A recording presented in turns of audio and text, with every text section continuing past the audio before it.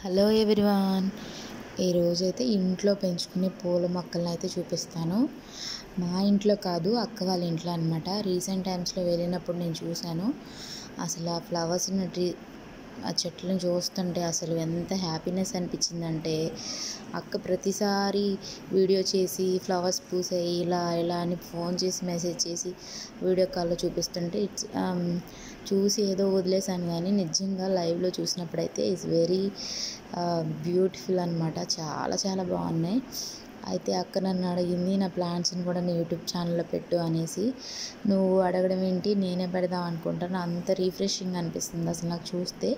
నేను వెళ్ళినంతసేపు అక్కడే ఉంటానన్నమాట. చాలా చాలా బాగుంటుంది వాళ్ళ కొంచెం గార్డెనింగ్ అయితే. తను జాబ్కి వెళ్తూ కూడా ఉన్న టైంలో మళ్ళీ మొక్కల మీద బాగా కేర్ తీసుకొని పేషెన్స్గా పెంచుతుంది అనమాట. ఈరోజైతే ఆ చిన్న గార్డెన్లో ఏమేమి ఉన్నాయి చూద్దాం. ఫస్ట్ ఆ పెరుగు డబ్బాలు ఖాళీ చేసి మట్టి వేసి దానిలో ధవళం పెట్టిందనమాట. అది రీసెంట్ టైంలో అమ్మ వాళ్ళ ఇంటికి కూడా తీసుకొచ్చింది. పూల మధ్యలో వేసి కడతారు కదా, ధవళము అంటాం మేమైతే.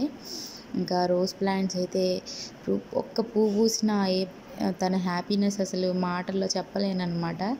మాకు ఫోన్ చేసి చెప్తా ఉంటే తన హ్యాపీనెస్కి మాకు హ్యాపీనెస్ అనిపించేది. ఆ వీడియోస్ చూసినప్పుడు, ఆ లైవ్లో అలా చూసినప్పుడు అయితే మాత్రం. ఇదైతే విరజాజి చెట్టు అనమాట. మేము అందరం కలిసి ఒకసారి ట్రావెల్ చేస్తున్నప్పుడు నర్సరీలో తీసుకుంది. హెవీ రెయిన్ ఉంది అప్పుడు, అయినా కూడా నాకు ఆ చెట్టు కావాలని తీసుకుంది. ఇప్పుడైతే పెద్దదైంది, బాగా ఫ్లవర్స్ వచ్చాయని మన ఫ్లవర్స్ కూడా తీసుకొచ్చింది అమ్మ వాళ్ళ ఇంటికి. ఇక్కడైతే ఒక పచ్చిమిరపకాయ చెట్టు కూడా పెట్టినట్టుంది. పచ్చిమిరపకాయ పండుగ కనిపిస్తుంది చూసారా. ఇంకా ఈ రోజ్ ప్లాంట్స్ మీద బాగా కేర్ తీసుకుంటూ ఆ ప్లాంట్స్ని చూస్తుంటే నాకు కూడా గార్డెనింగ్ ఇలా చెట్లు పెంచడం, వెజిటేబుల్స్ పెంచడం ఇంట్రెస్ట్గా ఉంది. చేద్దాం అనుకుంటున్నాను. ముందు ముందు చేస్తూ ఇంకా వీడియోస్ని అయితే పోస్ట్ చేస్తాను.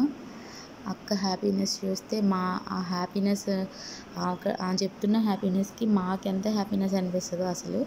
నిజంగా నేను లైవ్లో చూసినాకే తన హ్యాపీనెస్ ఏంటనేది అర్థమైంది. ఈరోజు వ్లాగ్ అయితే ఇంతే. Bye bye.